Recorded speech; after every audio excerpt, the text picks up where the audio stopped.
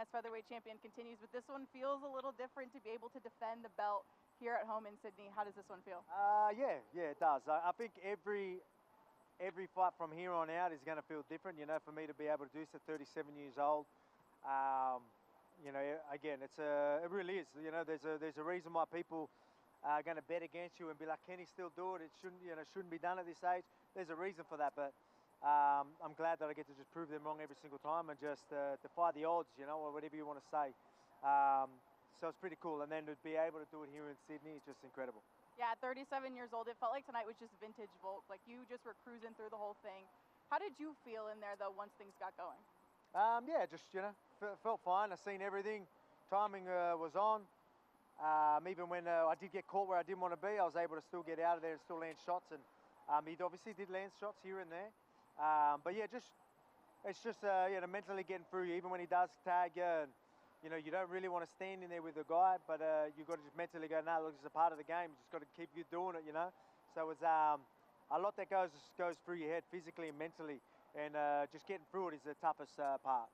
Yeah, you mentioned just the adversity you faced through camp too, to be able to get here, to go out and put on a performance the way that you did, to get past that adversity. What does that say about you and just all the experience that you have as well? Oh yeah, man, it's just people are never going to understand. Well, a lot of people will understand, but not really know what people take into fights, how camp was, and things like that. So it's yeah, there's people always battling stuff all the time, and then you know, it's just the courage it takes just to get in there with all those things, and then to go out there and still be able to perform. It's saying something. But I mean, the more and more you do that, the easier it gets. You know what I mean? You get used to just, as I say, defying the odds or whatever it is. Getting, you know, adversity is a privilege, right? There's a bit of adversities. You learn to accept that and almost appreciate it. And as I said, use it as a privilege. It's like, this is only going to make me stronger. Not only that, it makes the win even bigger. So yeah, it's pretty cool.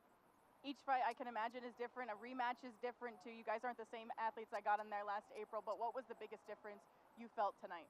I reckon, yeah, I'd say he felt strong. Obviously, I tried to go the takedowns here and there, and early on he felt strong. So that was something that I was like, oh, he's actually stronger than I thought. I thought I'd be able to take him down a bit easier. Towards the end, I was able to do that a bit easier. But yeah, early he probably felt strong.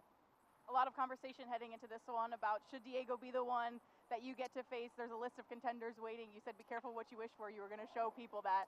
So when you think about what you said tonight with this victory, what's the statement? Who knows?